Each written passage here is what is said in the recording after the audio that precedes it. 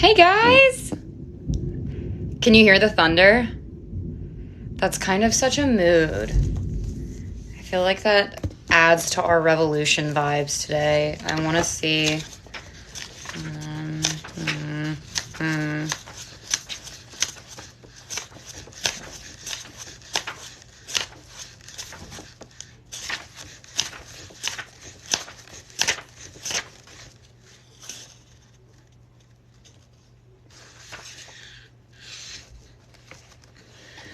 Okay, chapters are live. I just wanted to see what we were getting to this evening. Hey, House of Ravenclaw, so glad you're back. Hi, Abby. How are you guys doing? Look at this cute little succulent I got today at the grocery store. They had all these like little fresh flowers and I was like, haha, I need that. That leaf just like came off so that I can have bookstagram decorations. I've been okay, guys. I've had like a migraine the past like 2 days and I've been trying to sleep it off and it just like hasn't been working. Have you eaten today? Yes, I have. Thank you for asking and checking in. Been waiting all day for this live. Thanks for coming. I saw your YouTube video. Yeah, I'm in the process of posting those. I only have like 2 on right now and it was being weird about comments. So I'm like attempting to like get that fixed right now. Because I don't like legitimately know how YouTube works because I've never had a YouTube. However, the videos are getting posted and you can go and subscribe to that now if you want to. I put the YouTube in my link tree. It's not in the TikTok thing yet, but it is in the link tree and it should take you to my channel. And if it doesn't, then I'm sorry. It's like Kinley Everman. I think you could probably find it. Give me a book suggestion, please. A Court of Thorns and Roses.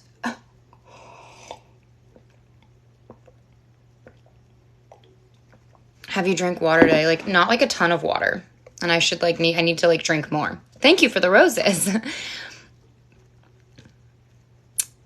Thanks, guys. I don't know why my head has been being mean to me. But it's fine. I'm used to it. I used to get headaches all the time. And then I got Botox put in my freaking forehead because that was supposed to help with my migraines. And it did help a little bit. But you even sound like Jennifer Lawrence. Thanks. Azriel can mess me up. Azriel can do whatever it is he wants with me. And that wingspan. Ha. Your skin is so clear. Thanks. I think it's just the lighting because it's been a struggle the past couple weeks. I think I was really stressed out and it broke out really bad. But thank you. I appreciate it. People who are Team Gale are weirdos. Agreed. I'm here for the Azriel hype. Y'all know how I do. If you search Kinley Everman, it does pull up your channel. Amazing. So you guys can go find the lives. They're getting posted. It takes forever for a video to upload because they're so long. But they are getting posted slowly but surely. So you guys will have them on YouTube soon. And hopefully I don't get in trouble for that. Hi, Kira. Who is Azriel? He is a character in the A Court of Thorns and Roses series. He is amazing on every level. On every level, and I highly recommend getting to know him. Happy birthday, Morgan. Have you read The Young Elites? I have not. Azriel is hot. Yeah, he is. I'm rereading ACOTAR right now because of you. I just reread those books and literally all the feelings. All the feelings. You should post these on YouTube. They are currently, like, as we're sitting here, it's like they are currently loading onto the YouTube. Better than Finnick. Azriel's not better than Finnick, but maybe, no one's better than Finnick. But there are some characters that are like, they give you all the feelings. They give you all the feelings in those books. Wings and Ruin or Mist and Fury? Finny boy. We love Finny boy. In my head, I'm dating Azriel. I don't want to spoil it for anyone, but there's a certain bat boy that I'm dating in my head. But I'm not going to say who it is in case people haven't read ACOTAR, and I want them to go through the pain and suffering that we all went through reading books 1 and 2. Ha!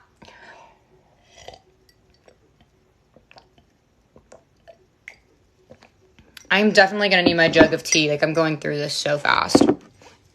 I want a book about Finnick. Yeah, me too. I just subscribed to the YouTube. Thank you, guys. Thank you so much. While you guys are on it, if you want to follow the Bookstagram and the Instagram too, that'd be great. If I've got any book people, that's where I'll be posting all my like book recommendations and stuff that I'm looking forward to reading. I just started the Bookstagram a couple weeks ago, so I'm trying to like grow it, you know? Which both are linked in my link tree. Everything you can find in my link tree. My Instagram's there, my Visco's there, which I haven't posted on in a hot minute if you guys want to check that out. So many things. What is the YouTube? I think if you just search Kinley Everman, it should come up, but the link is in my link tree in my bio. And there's only like 2 videos on there right now because it takes forever to upload them. And like I get home from class and I like try to upload them and then it takes like an hour for it to upload and then I get impatient and do other things. So there's only like 2 on there right now, which is chapters like 1 through 6, I think. And the comments have been really weird. So I've been like working on getting the comments set up so that you guys can like comment on it too. But, because I don't really know how the whole YouTube thing works. I kind of just, like, pretend I know how technology works. And we go from there. But I have seen... Oh, wait, maybe I haven't seen Avatar: The Last Airbender. 45? I literally started it, like, an hour ago. That's fun. Thanks, guys, for subscribing. Y'all are so sweet. I had a rough day. I'm so sorry to hear that, but I'm glad you're here now, and hopefully we can decompress with some emotional trauma that is the Mockingjay book. I love Red Queen. I'm so glad. 13th. Yay! Thank you, guys. Y'all are so awesome. What Hunger Games district would you be from? I think, like, 4. I'm trying to think of, like, the map that used to... Wait, let's pull it up. Let's pull up the district map. Hunger Games districts map. Let's see. Okay. There's, like, 1,000 different versions of these, but, like...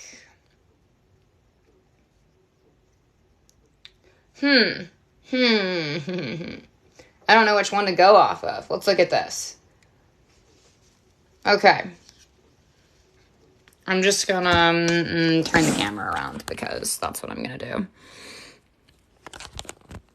Okay. So, District 4. So, I would be up here in District 11. I suppose. Dang, I don't really want to be in District 11. They're kind of crazy there. Yeah, I guess you just don't get a district, sorry. The Capital's close to District 8. They should be a career tribute. Okay, let's look at a different one. I don't know how accurate that is. Okay. Here we go. Now we've got Michigan over here in District 6. And I would still be in District 11. That sucks. 12 is just like this itty-bitty district here.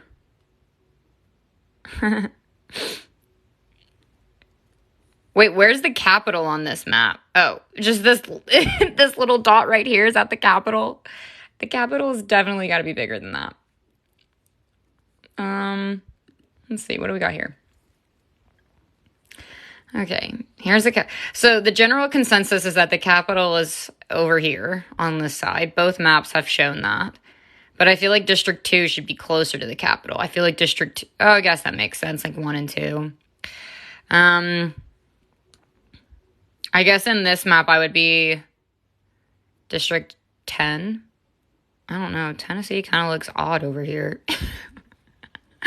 Like 10 or 12, I guess, in this one, because I kind of hang out in this section. Great. Well, I'm really glad we did that. Glad we figured out our districts, everybody. If you're bored, go look up a different map and tell me where you're from, because that seems like an exciting event. Where's Texas? On Oh, Texas doesn't exist on this map, apparently. It got cut off. I guess they were trying to make it look like dystopian. I don't know. Can you guys hear the thunder? It's storming outside. Oh, yeah, Florida's not on this map. Okay, this map is stupid. We shouldn't do that map. This is fun. Here, I'll try to find another, like, a better one.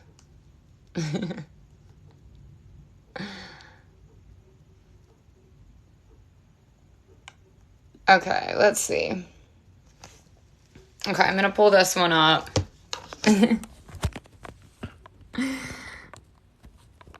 Okay. So, Florida still just doesn't exist in the districts. I guess they got destroyed in the nuclear war. Same thing with Texas, but 4's over here. Which, like, I guess doesn't really... Oh, okay, this is underwater. I guess I should have seen that.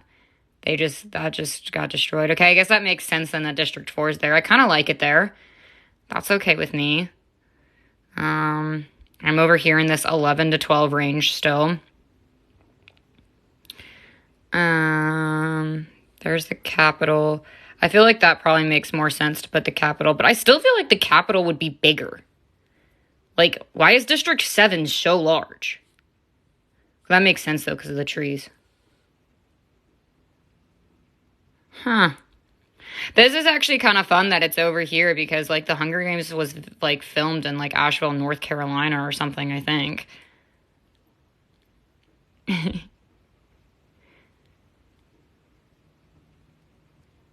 The capital is surrounded by mountains. Like, maybe the capital... I guess this would be considered, like, surrounded by mountains.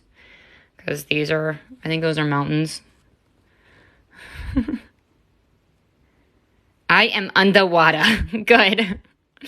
You guys have started the underwater race of people that have somehow successfully started a living for each other.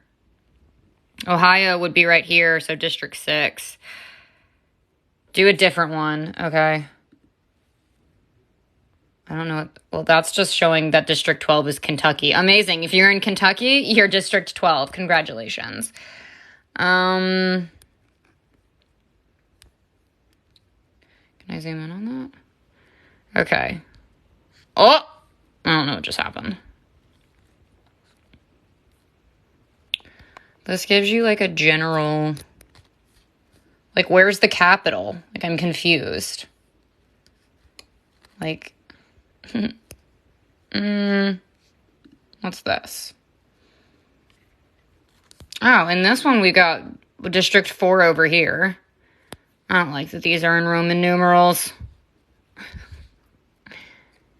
Let's see. Oh, cool. Canadian Wilds. How fun. We have Canadian wildlands here. Let's try this. Here we go. Okay. Okay, this includes all of North America. Love this, but can we start soon? Yes, we can. But now I'm curious. Okay, so the capital is just like this little speck. Oh my gosh. Go back. Capital is like this little speck. 3 is over here. This is all underwater. I think I would still be 11, District 11. I like this one the best, I think, because it's supposed to be all of North America. Okay, we'll be done with that. Thanks, everybody, for joining me on my tour through Panem. Put that there. Everybody enjoy my new succulent that I got because it's really freaking cute and I'm obsessed with it. We should name it. What should we name it? I like naming my plants.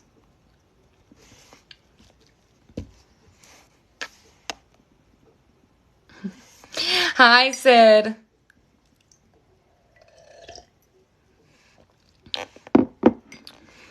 Finn the succulent. I feel like, I don't know, I kind of liked Effie.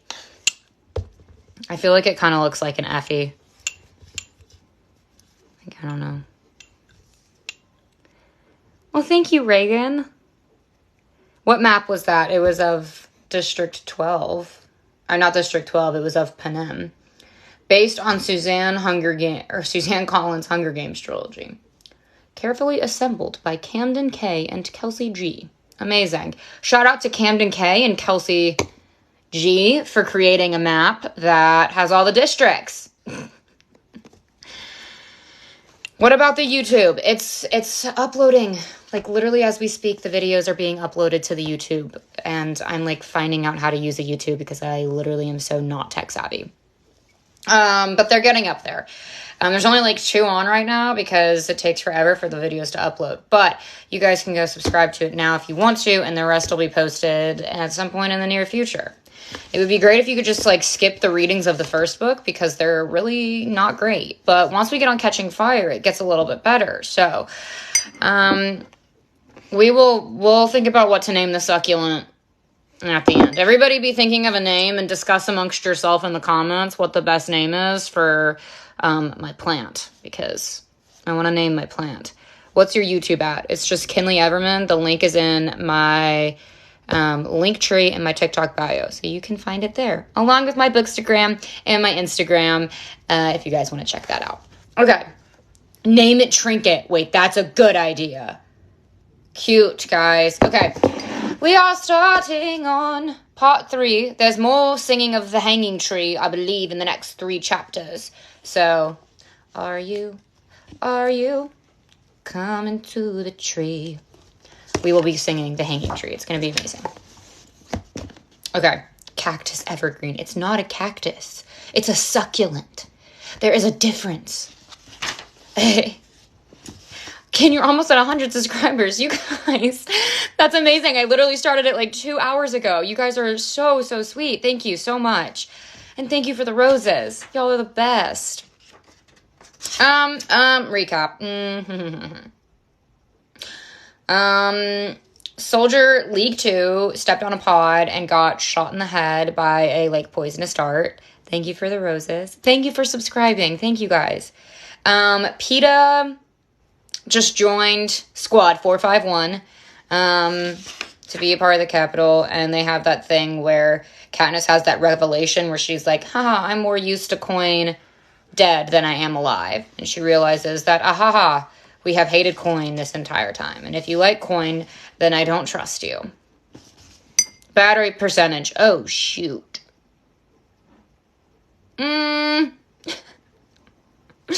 We're at a little under halfway. We may get through 1 chapter before the 20% comes on. If I freeze for whatever reason, just know I'll be right back. I know, guys. I forgot to charge it. I'm sorry. I have too many things to keep up with. I've got, like, job orientations and internships and all sorts of fun things. And I just forgot to charge it, okay? Just can't keep up. Has a literal mental breakdown on TikTok Live. I told my sign language teacher today that I was... Okay, you know what? We're going to charge it in the event that it needs to be charged, because right now I don't want to deal with that. I told my sign language teacher today that I was on TikTok Live, and I was like, yeah, I read. And he was like, you do TikTok? And I was like, yeah. It was great. I study ASL. I love ASL. Love it. I love sign language. Need a charging plate. I literally do. Is it his death today? It is not. Unless we read 4 chapters instead of 3. If we only read 3, we are saved from it for another day. What are you drinking? Arizona green tea, as per usual. Y'all know me.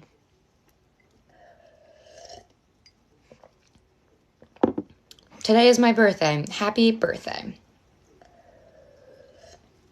Are you going live tomorrow? Tomorrow I actually am not, because I actually have, like, job orientation and then plans with a friend in the evening. So I cannot be on tomorrow, but we will be picking up Thursday at 10 p.m. Eastern time.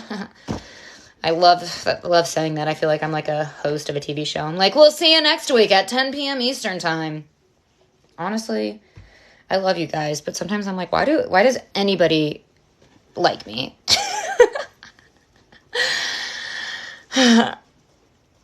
Yes, I can say that. Katniss Everdeen supremacy.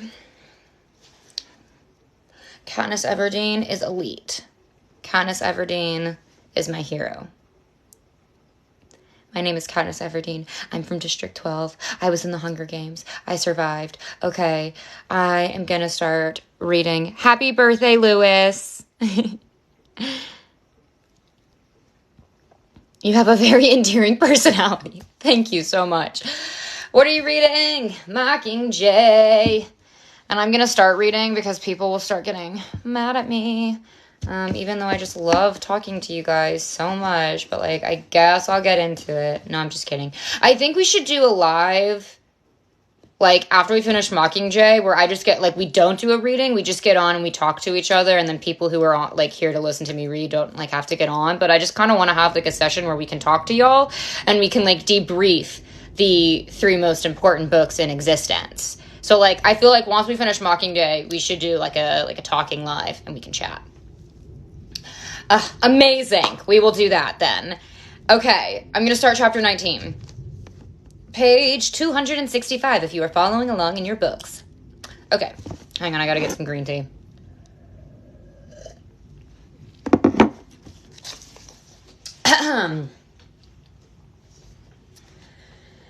I've never really seen Boggs angry before. Not when I've disobeyed his orders or puked on him, not even when Gale broke his nose. But he's angry when he returns from his phone call with the president.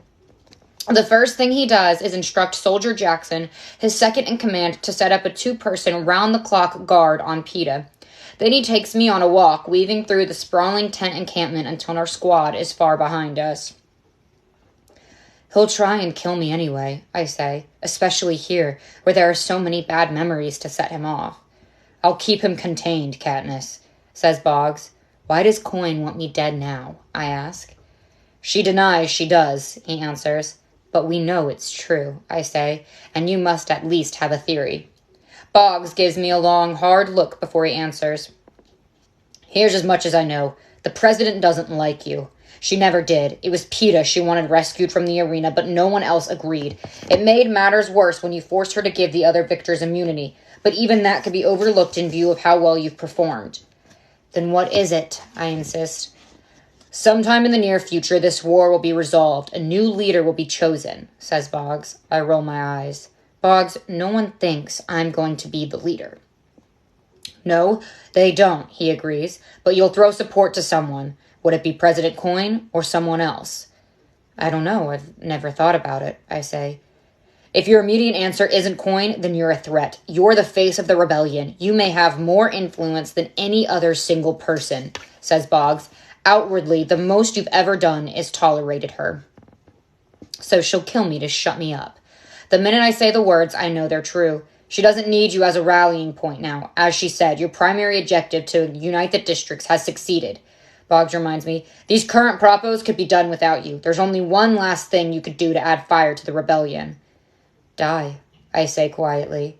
Yes, give us a martyr to fight for, says Boggs, but that's not going to happen under my watch, Soldier Everdeen. I'm planning for you to have a long life.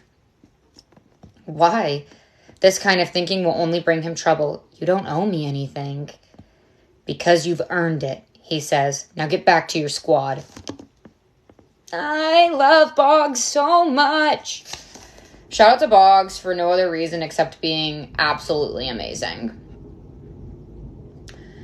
I know I should feel appreciative of Boggs sticking his neck out for me, but really I'm just frustrated. I mean, how can I steal his hollow and desert now? Betraying him is complicated enough without this whole new layer of debt. I already owe him for saving my life. Seeing the cause of my current dilemma calmly pitching his tent back at our site makes me furious. What time is my watch? I ask Jackson. She squints at me in doubt, or maybe she's just trying to get my face in focus. I didn't put you in the rotation. Why not? I ask. I'm not sure you could really shoot PETA if it came to it, she says. I speak up so the whole squad can hear me clearly. I wouldn't be shooting PETA. He's gone. Joanna's right. It'd be just like shooting another of the Capitol's mutts. It feels good to say something horrible about him out loud in public after all the humiliation I have felt since his return. Well, that sort of comment isn't recommending you either, says Jackson. Put her in the rotation, I hear Boggs say behind me. Jackson shakes her head and makes a note. Midnight to 4, you're on with me. The dinner whistle sounds, and Gale and I line up at the canteen. Do you want me to kill him? He asks bluntly. Gale, shut up. Literally, be quiet. That'll get us both sent back for sure, I say. But even though I'm furious, the brutality of the offer rattles me. I can deal with him. You mean until you take off? You and your paper map and possibly a hollow if you can get your hands on it? So Gale has not missed my preparations. I hope they haven't been so obvious to the others. None of them know my mind like he does, though. You're not planning on leaving me behind, are you? He asks. Up until this point, I was, but having my hunting partner to watch my back doesn't sound like a bad idea. As your fellow soldier, I have to strongly recommend you stay with your squad. But I can't stop you from coming, can I? He grins. No, not unless you want me to alert the rest of the army. Squad 451 and the television crew collect dinner from the canteen and gather in a tense circle to eat. At first, I think that PETA is the cause of the unease, but by the end of the meal, I realize more than a few unfriendly looks have been directed my way. This is a quick turnaround, since I'm pretty sure when PETA appeared, the whole team was concerned about how dangerous he might be, especially to me. But it's not until I get a phone call through to Hamish that I understand. What are you trying to do? Provoke him into an attack? He asks me. Of course not. I just want him to leave me alone, I say. Well, he can't. Not after what the Capitol put him through, says Hamish. Look, Coin may have sent him there hoping he'd kill you, but PETA doesn't know that. He doesn't understand what's happened to him, so you can't blame him. I don't, I say. You do. You're punishing him over and over for things that are out of his control. Now, I'm not saying you shouldn't have a fully loaded weapon next to you round the clock, but I think it's time you flipped this little scenario around in your head. If you'd been taken by the Capitol and hijacked and then tried to kill PETA, is this the way he would be treating you? Demands Hamish. I fall silent. It isn't. It isn't how he would be treating me at all. He would be trying to get me back at any cost, not shutting me out, abandoning me, greeting me with hostility at every turn. You and me, we made a deal to try and save him, remember? Hamish says. When I don't respond, he disconnects after a curt, try and remember. The autumn day turns from brisk to cold. Most of the squad hunker down in their sleeping bags. Some sleep over the open sky, some sleep under the open sky, close to the heater in the center of our camp, while others retreat to their tents. League 1 has finally broken down over her sister's death, and her muffled sobs reach us through the canvas. I huddle in my tent, thinking over Hamish's words, realizing with shame that my fixation with assassinating Snow has allowed me to ignore a much more difficult problem. Trying to rescue PETA from the shadowy world the hijacking has stranded him in. I don't know how to find him, let alone lead him out. I can't even conceive of a plan. It makes the task of crossing a loaded arena, locating Snow, and putting a bullet through his head look like child's play.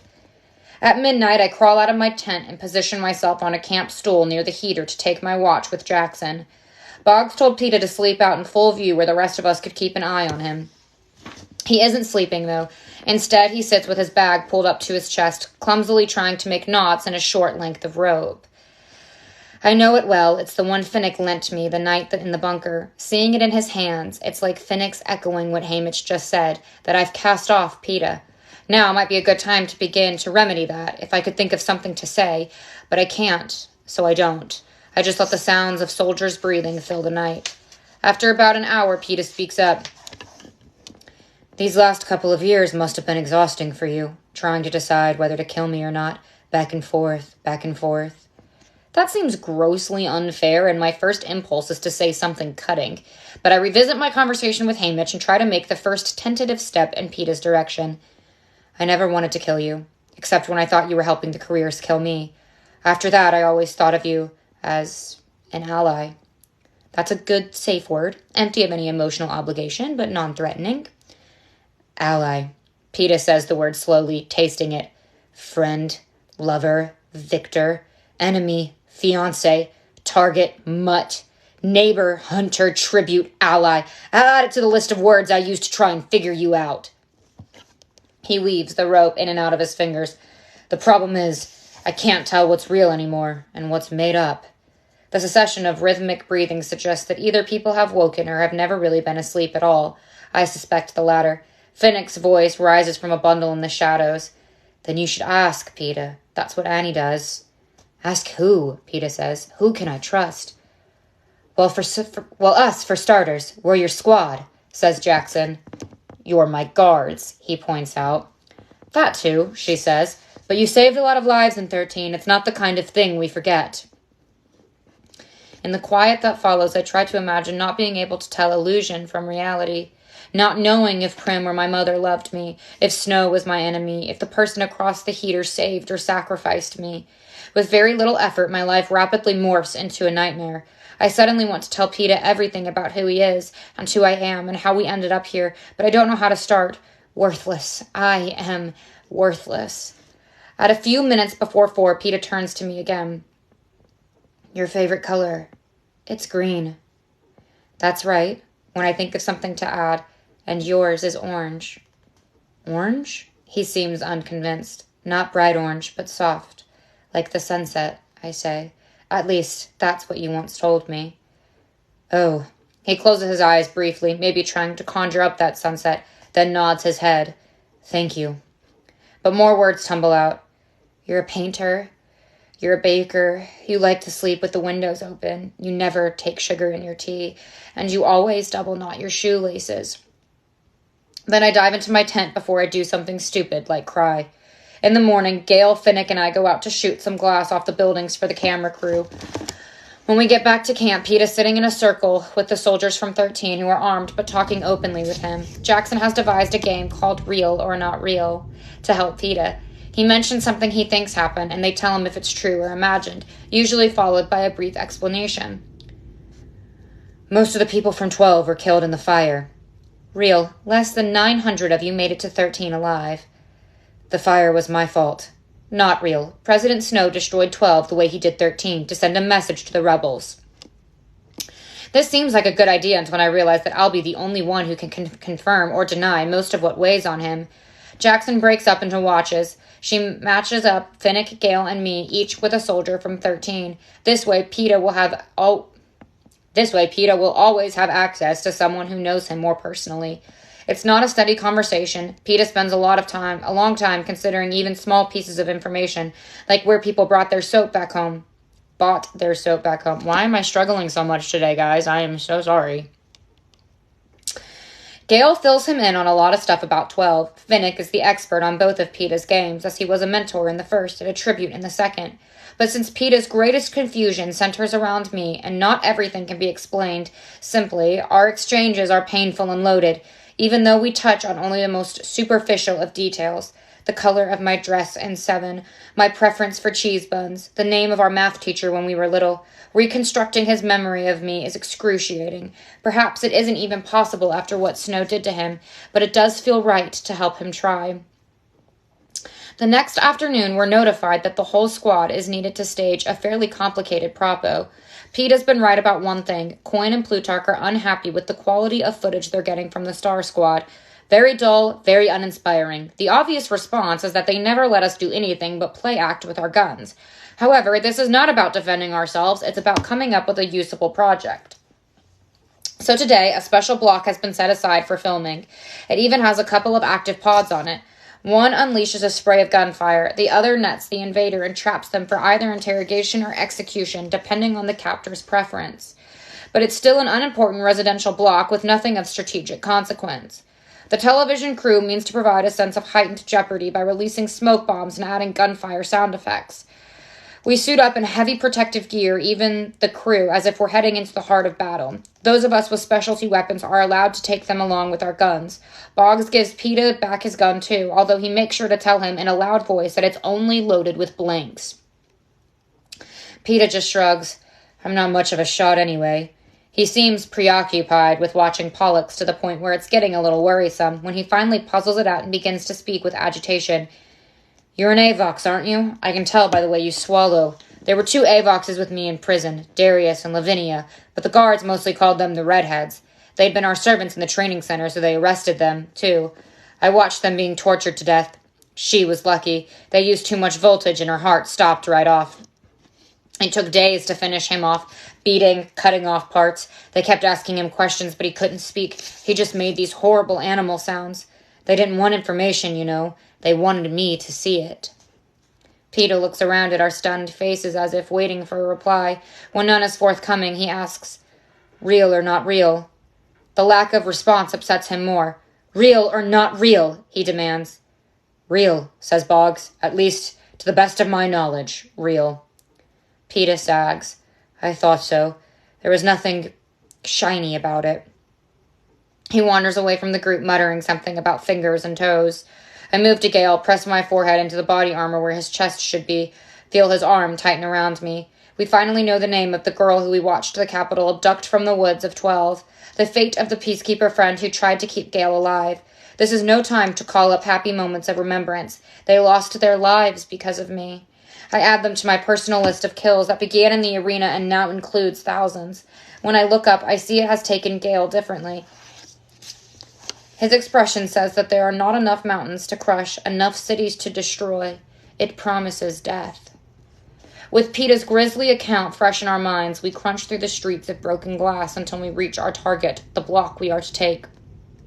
It is real, if small. It is a real, if small, goal to accomplish. We gather around Boggs to examine the hollow projection of the street. The gunfire pod is positioned about a third of the way down, just above an apartment awning. We should be able to trigger it with bullets. The net pod is at the far end, almost the next corner. This will require someone to set off the body sensor mechanism. Everyone volunteers except Peter, who doesn't seem to know quite what's going on. I don't get picked. I get sent to Masala, who dabs some makeup on my face for the anticipated close-ups. The squad positions itself under Boggs' direction, and then we have to wait for Cressida to get the cameramen in place as well. They're both to our left, with Castor toward the front and Pollux bringing up the rear, so they'll be sure not to record each other. Masala sets off a couple of smoke charges for atmosphere. Since this is both a mission and a shoot, I'm about to ask who's in charge, my commander or my director, when Cressida calls, "Action!" We slowly proceed down the hazy street, just like one of our exercises in the block. Everyone has at least one section of windows to blow out, but Gale's assigned the real target. When he hits the pod, we take cover, ducking into doorways or flattening onto the pretty light orange and pink paving stones as a hail of bullets sweeps back and forth over our heads. After a while, Boggs orders us forward. Cressida stops us before we can rise, since she needs some close-up shots. We take turns, reenacting our responses, falling to the ground, grimacing, diving into alcoves. We know it's supposed to be serious business, but the whole thing feels a little ridiculous, especially when it turns out that I'm not the worst actor in the squad, not by a long shot. We're all laughing so hard at Mitchell's attempt to project his idea of desperation, which involves teeth grinding and nostrils flaring, that Boggs has to reprimand us. "Pull it together, 451, he says firmly. But you can see him suppressing a smile as he's double-checking the next pod, positioning the hollow to find the best light in the smoky air, still facing us as his left foot steps back onto the orange paving stone, triggering the bomb that blows off his leg. His legs. Both of them. And thus ends Chapter 19. Boggs. Nope, it's not going to work today. Sometimes I can whistle, sometimes I can't do it.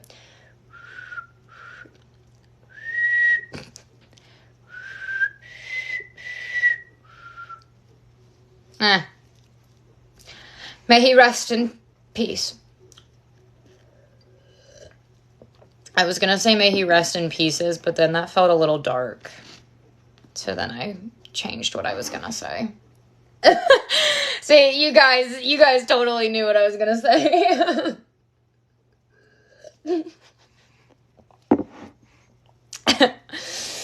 I was like, may he rest in peace. Peace. Okay, guys, I have to get my jug of tea. I, need my tea immediately. Give me 1 sec.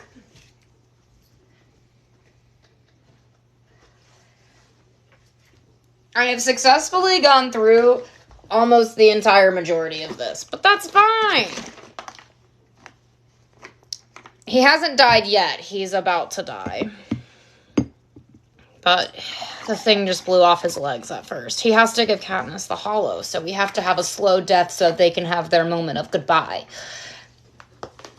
Okay. Thank you for the roses. I'm drinking that green tea too. Cheers, Aaron. I missed the chapter. What happened? PETA and them started playing the real or not real game, and Boggs just got his legs blown off. Your outfit. Yes, I am Katniss Everdeen. I walked downstairs to get some tea or a glass for my tea since I have a jug up here in my room. And my roommate and her boyfriend were downstairs on the couch, and she was like, "Who goes there?" And her boyfriend's like, "It's Katniss." And I was like, "It is I, Katniss Everdeen from District 12. I'm literally walking around our house in the Katniss costume. They all just accept it by this point, that like they never know what kind of costume I'm gonna be in. Sometimes it's the ladybug costume. Cat Noir, guys. Okay. Chapter 20, because my phone is going to be dying soon. Can you read that last part again? I can. Pull it together, 451, Boggs says firmly, but you can see him suppressing a smile as he's double-checking the next pod, positioning the hollow to find the best light in the smoky air, still facing us as his left foot steps back onto the orange paving stones, triggering the bomb that blows off his legs. My miraculous ladybug fans in here. I love it. I don't have a Lucy Gray costume yet, but like once the movie comes out, you guys best believe I'll be putting it on. Cat Noir is king.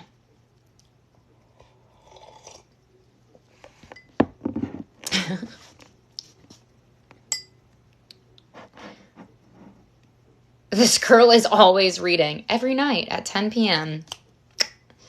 But I'm always reading at every other time of the day too, because I'm a book nerd.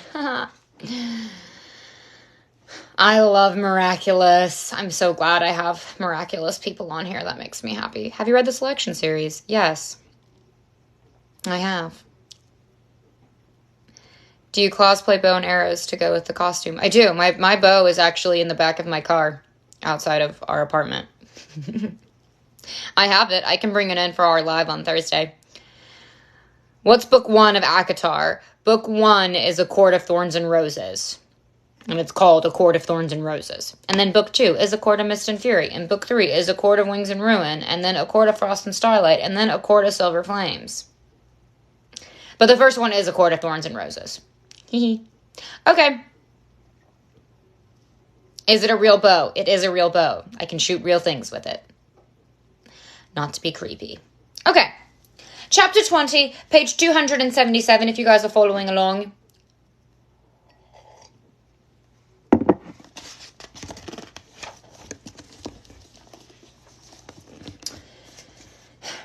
It's as if in an instant a painted window shatters, revealing the ugly world behind it. Laughter changes to screams, blood stains pastel stones, real smoke darkens the special effect stuff made for television. A second explosion seems to split the air and leaves my ears ringing, but I can't make out where it came from. I reach Boggs first, try to make sense of the torn flesh, missing limbs, to find something to stem the red flow from his body. Holmes pushes me aside, wrenching open a first aid kit. Boggs clutches my wrist, his face gray with dying and ash seems to be receding, but his next words are in order. The hollow. The hollow. I scramble around, digging through chunks of tile slick with blood, shuddering when I encounter bits of warm flesh. Find it rammed into a stairwell with one of Boggs's boots. Retrieve it, wiping it clean with bare hands as I return it to my commander. Holmes has the stump of Boggs' left thigh cupped by some sort of compression bandage, but it's already soaked through. He's trying to tourniquet the other above the existing knee. The rest of the squad is gathered in a protective formation around the crew and us. Phoenix attempting to revive Masala, who was thrown into a wall by the explosion. Jackson's barking into a field communicator, trying to unsuccessfully to alert the camp to send medics, but I know it's too late. As a child, watching my mother work, I learned that once a pool of blood has reached a certain size, there is no going back. What chapter are we on? 20. I kneel beside Boggs, prepared to repeat the role I played with Rue with the morphling from 6, giving him someone to hold on to as he's released from life. But Boggs has both hands working on the hollow. He's typing, "Ooh, that was lightning. That was so sick." Can you guys hear the thunder? I literally love storms so much. I love them so much. Okay.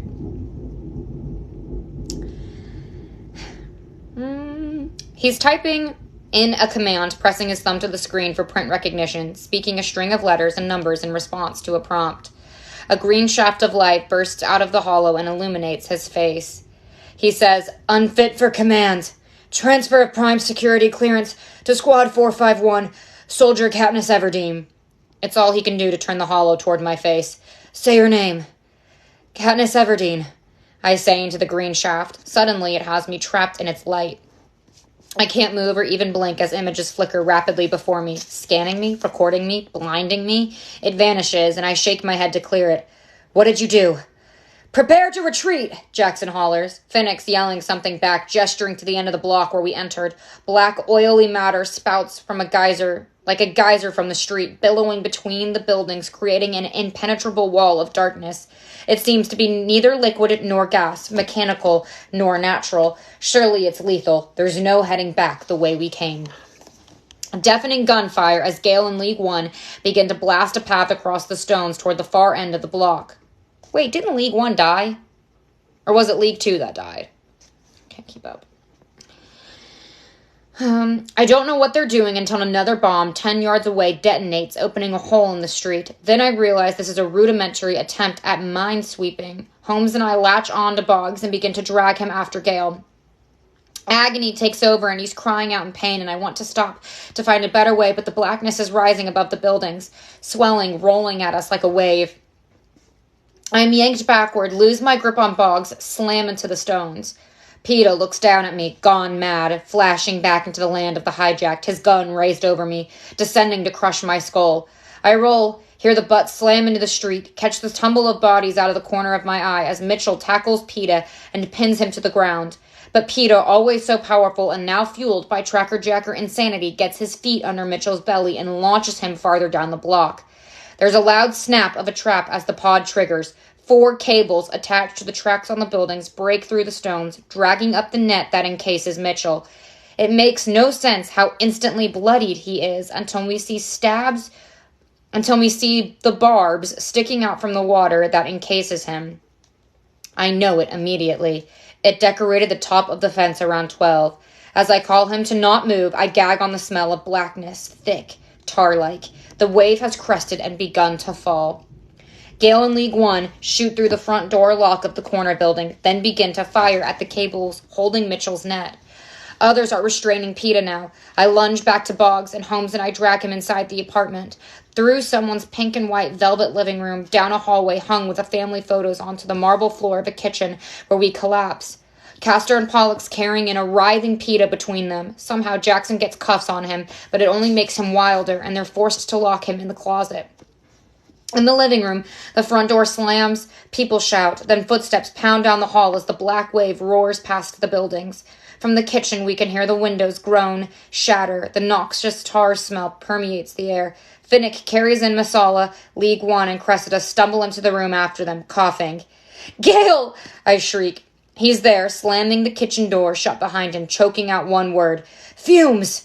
Castor and Pollux grab towels, aprons to stuff in the cracks as Gale retches into the bright yellow sink. "Mitchell?" asks Holmes. League One just shakes her head.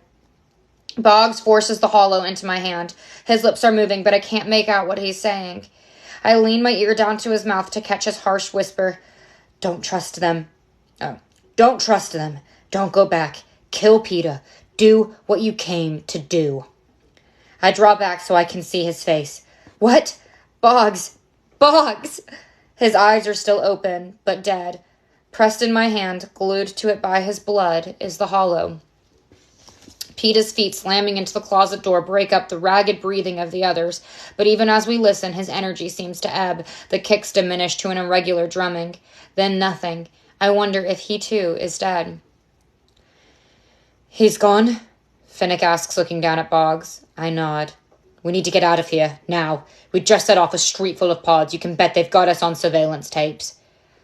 "Count on it," says Castor. "All the streets are covered by surveillance cameras. I bet they set off the black wave manually when they saw us taping the propo." "Our radio communicators went dead almost immediately, probably an electromagnetic pulse device, but I'll get us back to camp. Give me the hollow." Jackson reaches for the unit, but I clutch it to my chest. No, Boggs gave it to me, I say. Don't be ridiculous, she snaps. Of course she thinks it's hers. She is second in command.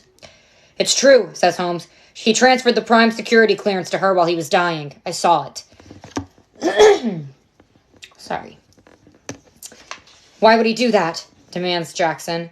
Why, indeed. My head's reeling from the ghastly events of the last 5 minutes. Boggs mutilated, dying, dead. Peeta's homicidal rage. Mitchell bloody and netted and swallowed by that foul black wave. I turn to Boggs, very badly needing him alive. Suddenly sure that he is, and maybe he alone is completely on my side, I think of his last orders. Don't trust them. Don't go back. Kill Peeta. Do what you came to do. I just love that Boggs gets her, and he just, knows what she came to do. What did he mean? Don't trust whom? The rebels? Coin? The people looking at me right now? I won't go back, but he must know I can't just fire a bullet through Peeta's head. Can I? Should I? Did Boggs guess what I really came to do is desert and kill Snow on my own? I can't work all of this out now, so I just decide to carry out the first 2 orders, to not trust anyone and to move deeper into the capital. But how can I justify this? Make them let me keep the hollow. Because I'm on a special mission for President Coin. I think Boggs was the only one who knew about it. This in no way convinces Jackson. To do what? Why not tell them the truth? It's as plausible as anything I'll come up with, but it must seem like a real mission, not revenge. To assassinate President Snow before the loss of life from this war makes our population unsustainable. I don't believe you, says Jackson. As your current commander, I order you to transfer the prime security clearance over to me. No, I say. That would be in direct violation of President Coin's orders. Guns are pointed, half the squad at Jackson, half at me. Someone's about to die when Cressida speaks up. It's true. That's why we're here. Plutarch wants it televised. He thinks if we can film the Mockingjay assassinating Snow, it will end the war. This gives even Jackson pause. Then she gestures with her gun toward the closet. And why is he here? There she has me. I can think of no sane reason that Coin would send an unstable boy programmed to kill me along on such a key assignment. It really weakens my story. Cressida comes to my aid again. Because the 2 post-game interviews with Caesar Flickerman were shot in President Snow's personal quarters. Plutarch thinks Peeta may be of some use as a guide in a location we have very little knowledge of. I want to ask Cressida why she's lying for me, why she's fighting for us to go on with my self-appointed mission. Now is not the time. We have to go, says Gale. I'm following Katniss. If you don't want to, head back to camp, but let's move. Holmes unlocks the closet and heaves an unconscious Peeta over his shoulder. Ready. Boggs, says League One. We can't take him. We can't take him. He'd understand, says Finnick. He frees Boggs' gun from his shoulder and slings the strap over his own. Lead on, Soldier Everdeen. I don't know how to lead on. I look at the hollow for direction. It's still activated, but it might as well be dead for all the good that it does me. There's no time for fiddling around with the buttons, trying to figure out how to work it. I don't know how to use this. Boggs said you would help me, I tell Jackson. He said I could count on you. Jackson scowls, snatches the hollow from me, and taps a command. An intersection comes up. If we go out the kitchen door, there's a small courtyard, then the back side of another corner apartment unit. We're looking at an overview of the 4 streets that meet at the intersection. I try to get my bearings as I stare at the cross-section of the map, blinking with pods in every direction, and those are only the pods Plutarch knows about. The hollow didn't indicate that the block we just left was mined, had the black geyser or the net was made from barbed wire. Besides that, there may be peacekeepers to deal with, now that they know our position. I bite the inside of my lip, feeling everyone's eyes on me. Put on your masks. We're going out the way we came in. Oh, I don't know why I made her voice so deep. Put on your masks. We're going out the way we came in. Instant objections. I raise my voice over them. If the wave was that powerful, then it may have triggered and absorbed other pods in our path. People stop to consider this. Pollux makes a few quick signs to his brother. I love that he signs. It may have disabled the camera as well, Caster Translate, coated the lenses. Gale props one of his boots on the counter and examines the splatter of black on the toe, scrapes it with a kitchen knife from a block on the counter. It's not corrosive. I think it meant to either suffocate or poison us. Probably our best shot, says League One. Masks go on. Finnick adjusts Peeta's mask over his lifeless face. Cressida and League One prop up a woozy masala between them. I'm waiting for someone to take the point position when I remember that that's my job now. I push on the kitchen door and meet with no resistance. A half-inch layer of the black goo has spread from the living room about 3/4 of the way down the hall. When I gingerly test it with the toe of my boot, I find it has the consistency of a gel. I lift my foot, and after stretching it slightly, it springs back into place. I take 3 steps into the gel and look back. No footprints. It's the first good thing that's happened today. The gel becomes slightly thicker as I cross the living room. I ease open the front door, expecting gallons of the stuff to pour in, but it holds firm. The pink and orange block seems to have been dipped in a glossy black paint and set out to dry. Paving stones, buildings, even the rooftops are coated in the gel. A large teardrop hangs above the street. 2 shapes project from it, a gun barrel and a human hand. Mitchell. I wait on the sidewalk, staring up at him until the entire group has joined me. If anyone needs to go back, for whatever reason, now is the time, I say. No questions asked, no hard feelings. No one seems inclined to retreat, so I start moving into the Capitol, knowing we don't have much time. The gel's deeper here, 4 to 6 inches, and makes a sucking sound each time you pick up your foot, but it still covers our tracks. The wave must have been enormous, with tremendous power behind it, as it's affected several blocks that lie ahead. And though I tread with care, I think my instinct was right about its triggering other pods. 1 block is sprinkled with the golden bodies of tracker jackers. They must have been set free only to succumb to the fumes. A little farther along, an entire apartment building has collapsed and lies in a mound under the gel. I sprint across the intersections, holding up a hand for the others to wait while I look for trouble. But the wave seems to have dismantled the pods far better than any squad of rebels could. On the 5th block, I can tell that we've reached the point where the wave began to peter out. The gel's only an inch deep, but I can see the baby blue roofs peeking out across the next intersection. The afternoon light has faded, and we badly need to get under cover and form a plan. I choose an apartment 2/3 of the way down the block. Holmes jimmies the lock, and I order the others inside. I stay on the street for just a minute, watching the last of our footprints fade away, then close the door behind me. Flashlights built into our guns illuminate a large living room with mirrored walls that throw our faces back at us at every turn. Gale checks the windows, which show no damage, and removes his mask. It's all right. You can smell it, but it's not too strong. The apartment seems to be laid out exactly like the first one we took refuge in. The gel blacks out any natural daylight in the front, but some light still slips through the shutters in the kitchen. Along the hallway are 2 bedrooms with baths. A spiral staircase in the living room leads up to an open space that composes much of the 2nd floor. There are no windows upstairs, but the lights have been left on, probably by someone hastily evacuating. A huge television screen, blank but glowing softly, occupies one wall. Plush chairs and sofas are strewn about the room. This is where we congregate, slump into our upholstery, and try to catch our breath. Jackson has her gun trained on Peeta, even though he's still cuffed and unconscious, draped across a deep blue sofa where Holmes deposited him. What on earth am I going to do with him? With the crew, with everybody, frankly, besides Gale and Finnick, because I'd rather track down Snow with those 2 than without them. But I can't lead 10 people through the Capitol on a pretend mission, even if I could read the hollow. Should I? Could I have sent them back when I had the chance? Or was it too dangerous, both to them personally and to my mission? Maybe I shouldn't have listened to Boggs, because he might have been in some delusional death state. Maybe I should just have come clean, but then Jackson would take over and we'd end up back at the camp, where I'd have coin to answer to. Just as the complexity of the mess I've dragged everybody into begins to overload my brain, a distant chain of explosions sends a tremor through the room.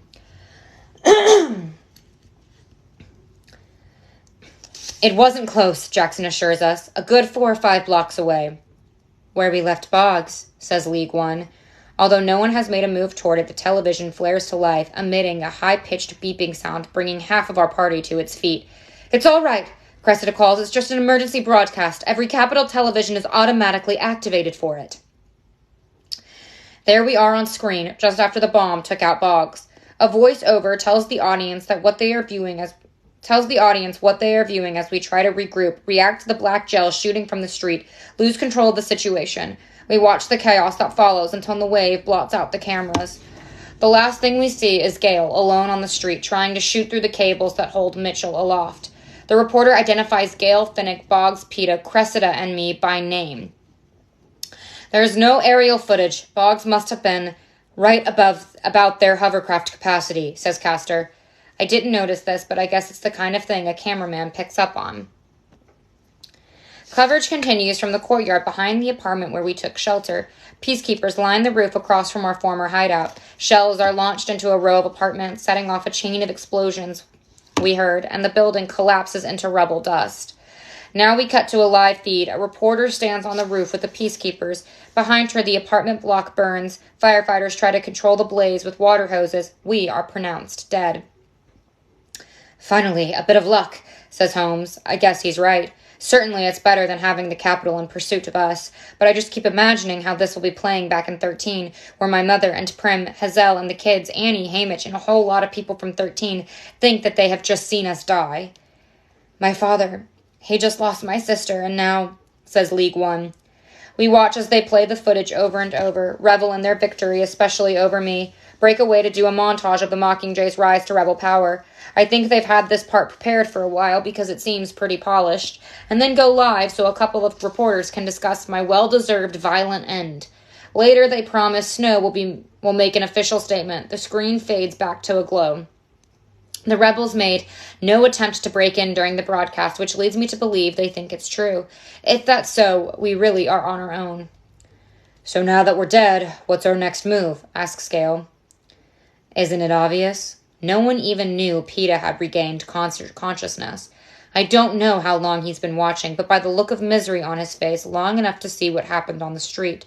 How he went mad, tried to bash my head in, hurled Mitchell into the pod. He painfully pushes himself up into a sitting position and directs his words to Gale. Our next move is to kill me. Ah! The note fell. But I'm not reading it yet. I'm going to save it for when she intended me to have it read. The note Sid wrote for me. All right. Chapter 21. Sid's note. I've also marked that page. I've had that pink Post-it note since I was like 8 years old. Marking that page. Page 312. Paragraph 4. It's fine. We're not reading that tonight because I don't have the emotional stability to get to that part tonight. Red Queen is so intense. I know. All right. Since you were 8, yes. I read all the books when I was 8. Or 7. 7 or 8? It was around that time frame. It was 4th grade for me. But I'm young for my grade. Hee hee. And thus ends chapter 20. Yes. I don't know if I said it. Sometimes I forget to say it. Okay, chapter 21. Gosh, my throat is like really not having it with me today. I will tell you, Maven or Cal, post you finishing the books. Ha ha ha. Where did you get your rings? Amazon, for the most part. Some are from Pura Vida. At least you'll have till Thursday to emotionally prepare. Guys, you may see me cry. You may see me actually cry. Yeah, I would scream, but I have roommates, so I can't, and they're all sleeping. The rain and the thunder. It's literally shaking the house. I don't know if you guys can hear it. Okay, we're gonna get through this. I literally have homework due at 11:59, so like I have to before 11:59.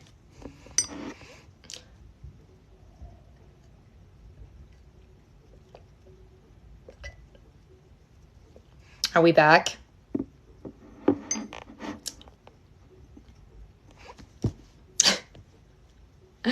What page are we on? 298. Yes. Did it glitch? Yeah, it does when it tells me that my phone battery is at 20%. You need to do your homework before 10. I have until 11:59 my time to get my homework turned in. So I have to finish this before then. So I'm going to get started. Chapter 21, page 298. That makes 2 requests for PETA's death in less than an hour. Don't be ridiculous, says Jackson. I just murdered a member of our squad, shouts PETA. You pushed him off you. You couldn't have known he would trigger the net at that exact spot, says Finnick, trying to calm him. Who cares? He's dead, isn't he? Tears begin to run down Peeta's face. I didn't know. I've never seen myself like that before. Katniss is right. I'm a monster. I'm the mutt. I'm the one Snow has turned into a weapon. It's not your fault, Peeta, says Finnick. You can't take me with you. It's only a matter of time before I kill someone else. Peeta looks around at our conflicted faces. Maybe you think it's kinder to just dump me somewhere, let me take my chances, but that's the same thing as handing me over to the Capitol. Do you think you'd be doing me a favor by sending me back to Snow? Peeta, back in Snow's hands, tortured and tormented until no bits of his former self will ever emerge again. For some reason, the last stanza to the Hanging Tree starts running through my head, the one where the man wants his lover dead, rather than have her face the evil that awaits her in the world. Are you coming to the tree, wear a necklace of rope, side by side with me? Strange things did happen here, no stranger would it be if we met at midnight in the hanging tree. I'll kill you before that happens, says Gale. I promise. Peeta hesitates as if considering the reliability of this offer and then shakes his head. It's no good. What if you're not there to do it? I want one of those poison pills like the rest of you have. Thanks, guys. Nightlock. There's one pill back at camp. It's in a special slot on the sleeve of my mockingjay suit, but there's another in the breast pocket of my uniform. Interesting that they didn't issue one to Peeta. Perhaps Coin thought he might take it before he had the opportunity to kill me. It's unclear if Peeta means he'd finish himself off now to spare us having to murder him, or only if the Capitol took him prisoner again. In the state he's in, I expect it would be sooner rather than later. It would certainly make things easier on the rest of us, not to have to shoot him. It would certainly simplify the problem of dealing with his homicidal episodes. I don't know if it's the pods or the fear or watching Boggs die, but I feel the arena all around me. It's as if I've never left, really. Once again, I'm battling not only for my own survival, but for Peeta's as well. How satisfying, how entertaining it would be for Snow to have me kill him, to have Peeta's death on my conscience for whatever is left of my life.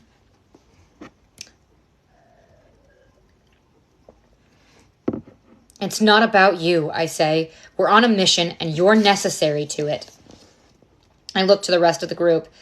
Think we might find some food here?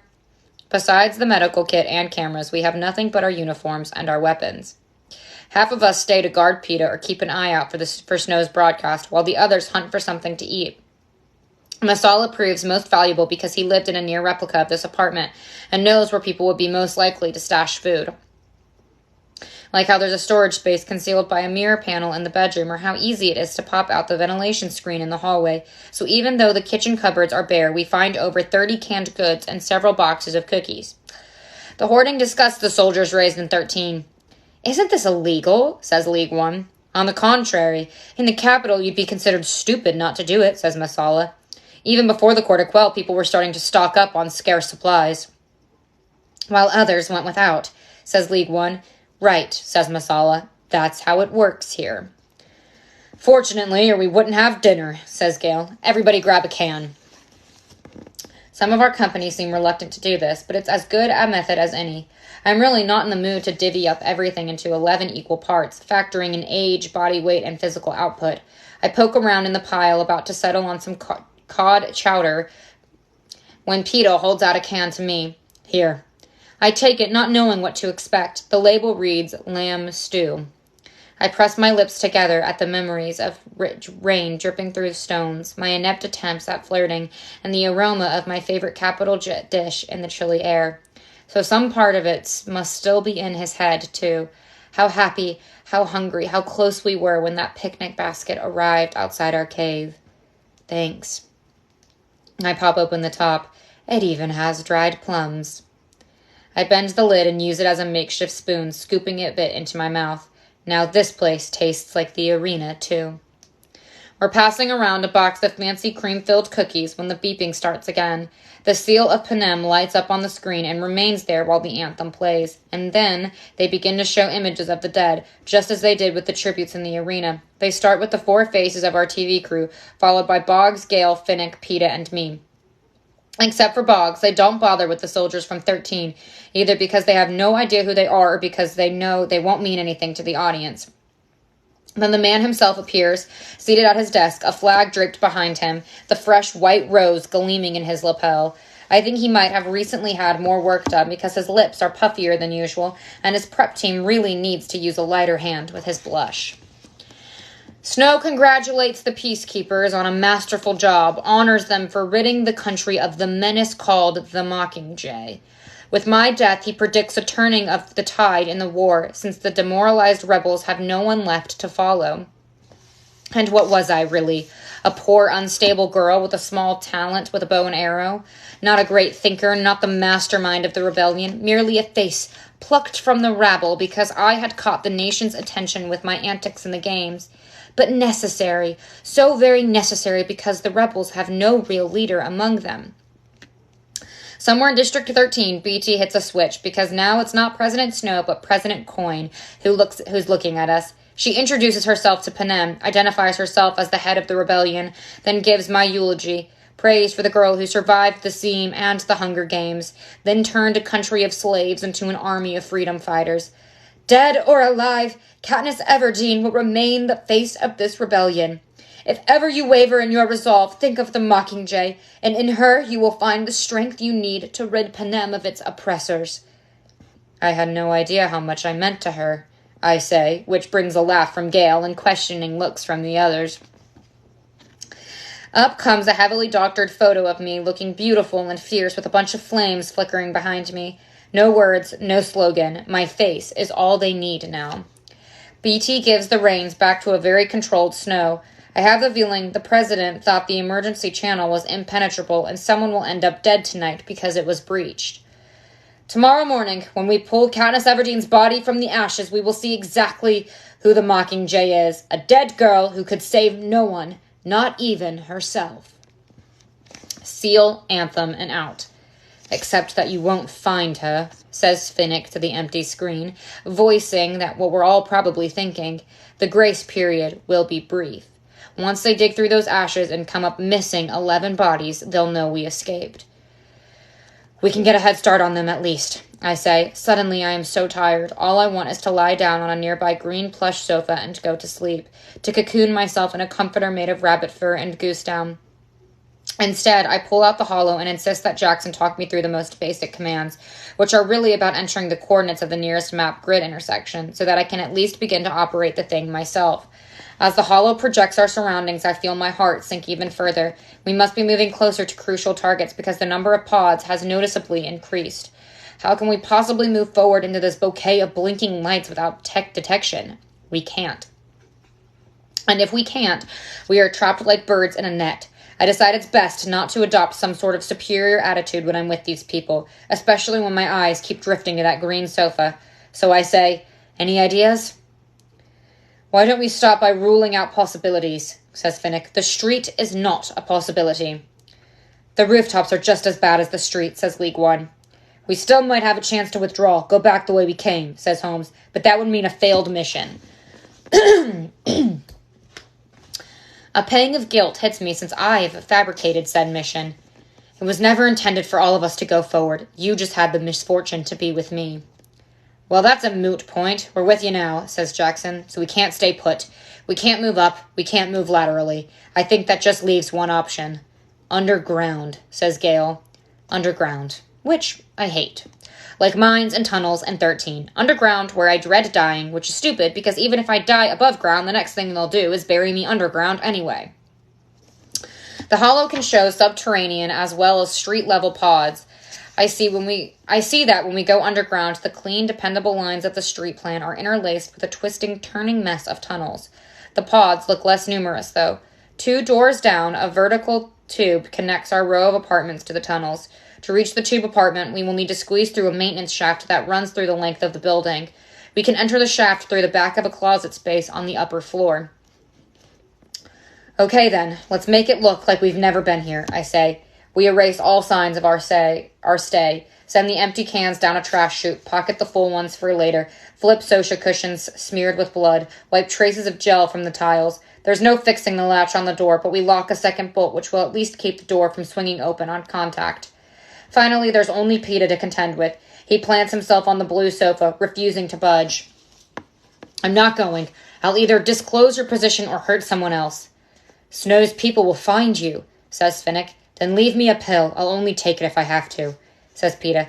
That's not an option. Come along, says Jackson. Or you'll what? Shoot me? Asks Peeta. He'll knock you out and drag you with us, says Holmes, which will both slow us down and endanger us. Stop being noble. I don't care if I die. He turns to me, pleading now. Katniss, please. Don't you see? I want to be out of this. The trouble is, I do see. Why can't I just let him go? Slip him a pill, pull the trigger. Is it because I care too much about Peeta or too much about letting Snow win? Have I turned him into a piece in my private games? That's despicable, but I'm not sure it's beneath me. If it's true, it would be kindness to kill Peeta here and now, but for better or worse, I am not motivated by kindness. We're wasting time. Are you coming voluntarily, or do we knock you out? Peeta buries his face in his hands for a moment, then rises to join us. Should we free his hands? Asks League One. No! Peeta growls at her, drawing his cuffs in close to his body. No, I echo, but I want the key. Jackson passes it over without a word. I slip it into my pants pocket, where it clicks against the pearl. When Holmes pries open the small metal door to the maintenance shaft, we encounter another problem. There's no way the insect shells will be able to fit through the narrow passage. Castor and Pollux remove them and then detach emergency backup cameras. Each is the size of a shoebox and probably works about as well. Masala can't think of anywhere better to hide the bulky shells, so we end up dumping them in the closet. Leaving such an easy trail to follow frustrates me, but what else can we do? Even going single file, holding our packs and gear out to the side, it's a tight fit.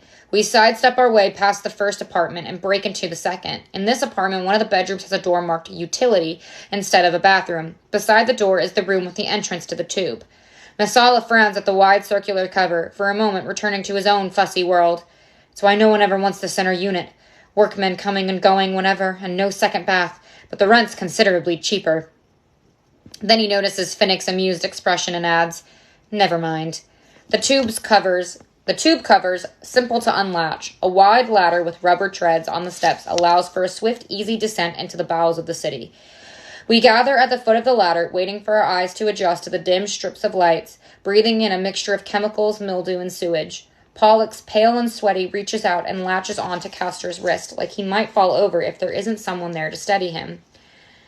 My brother worked down here after he became an Avox, says Castor. Of course, who else would they get to maintain these dank, evil-smelling passages minted with pods?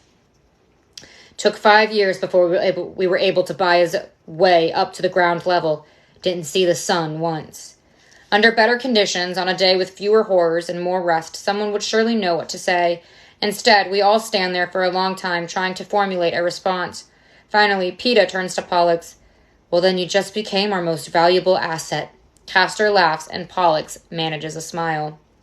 We're halfway down the first tunnel when I realize what was so remarkable about the exchange. Peeta sounded like his old self, the one who could always think of the right thing to say when nobody else could. Ironic, encouraging, a little funny, but not at anyone's expense.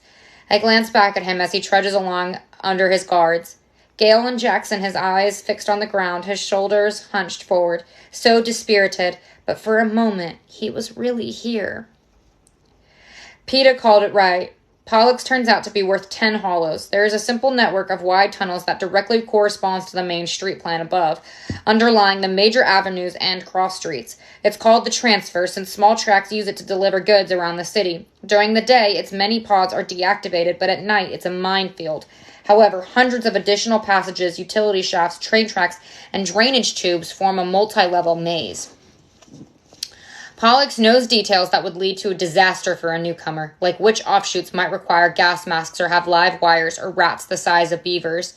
He alerts us to the gush of water that sweeps through the sewers periodically, anticipates the time the Avoxes will be changing shifts, leads us into damp, obscure pipes to dodge the nearly silent passage of cargo trains.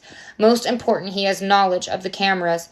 There aren't many down in this gloomy, misty place except in the transfer, but we keep well out of their way. Under Pollux's guidance, we make good time, remarkable time if you compare it to our above-ground travel. After about 6 hours, fatigue takes over. It's 3 in the morning, so I figure we still have a few hours before our bodies are discovered missing. They search through the rubble of the whole block of a...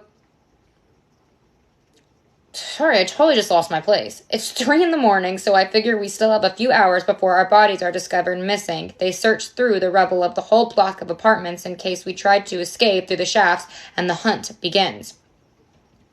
When I suggest we rest, no one objects. Pollux finds a small warm room humming with machines loaded with levers and dials. He holds up his fingers to indicate we must be gone in 4 hours. Jackson works out a guarded schedule, and since I'm not on the first shift, I wedge myself in the tight space between Gale and League One and go right to sleep. It seems like only minutes later when Jackson shakes me awake and tells me I'm on watch. It's 6 o'clock, and in 1 hour we must be on our way. Jackson tells me to eat a can of food and keep an eye on Pollux, who's insisted on being guard the entire night. He can't sleep down here. I drag myself into a state of relative alertness. Eat a can of potato and bean stew and sit against the wall facing the door. Pollux seems wide awake. He's probably been reliving those 5 years of imprisonment all night. I get out the hollow and manage to input our grid coordinates and scan the tunnels. As expected, more pods are registering, and the closer we move toward the center of the capital. For a while, Pollux and I click around on the hollow, seeing what traps lie there when my head begins to spin. I hand it over to him and lean back against the wall. I look down at the sleeping soldiers, crew, and friends, and I wonder how many of us will ever see the sun again. When my eyes fall on Peta, whose head rests right by my feet, I see he's awake. I wish I could read what was going on in his mind, that I could go in and untangle the mess of lies. Then I settle for something I can accomplish. "Have you eaten?" I ask. A slight shake of his head indicates that he hasn't. I open a can of chicken and rice soup and hand it to him, keeping the lid in case he tries to slit his wrists with it or something. He sits up and tilts the can, chugging back the soup without really bothering to chew it. The bottom of the can reflects the light from the machines, and I remember something that's been itching at the back of my mind since yesterday. "Peta, when you asked about what happened to Darius and Lavinia, and Boggs told you it was real, you said you thought so because there was nothing shiny about it. What did it mean?" "Oh, I don't know exactly how to explain it," he tells me. "In the beginning, everything was just complete confusion. Now I can sort things out. I think there's a pattern emerging. The memories they altered with the Tracker-Jacker venom have this strange quality about them, like they're too intense or the images aren't stable. You remember what it was like when we were stung? Trees shattered, they were giant colored butterflies. I fell in a pit of orange bubbles. I think about it. Shiny orange bubbles. Right, but nothing about Darius or Lavinity was like that. I don't think they'd given me bubbles. I think about it. Shiny orange bubbles. Right, but nothing about Darius or Lavinity was like that.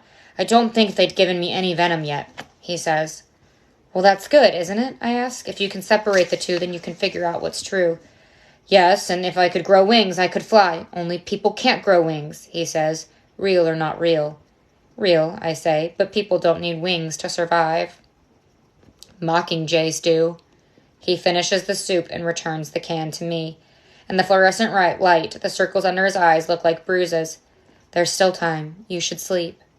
Unresisting, he lies back down, but just stares at the needle on one of the dials as it switches from side to side.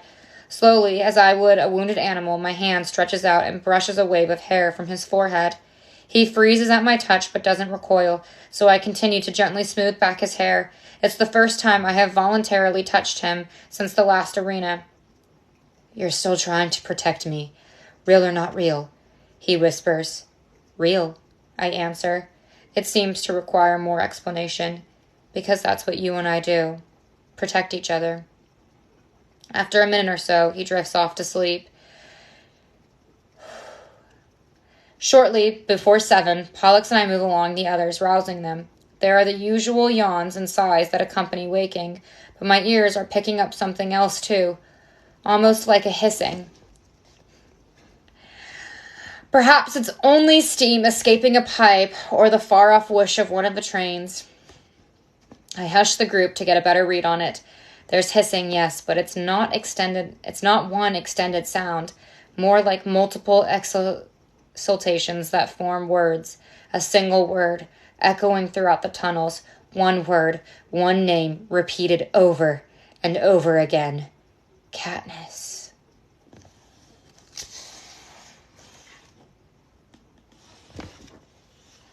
And thus ends chapter 21. Oh, I'm not. Nope, no. I'm not. I'm no.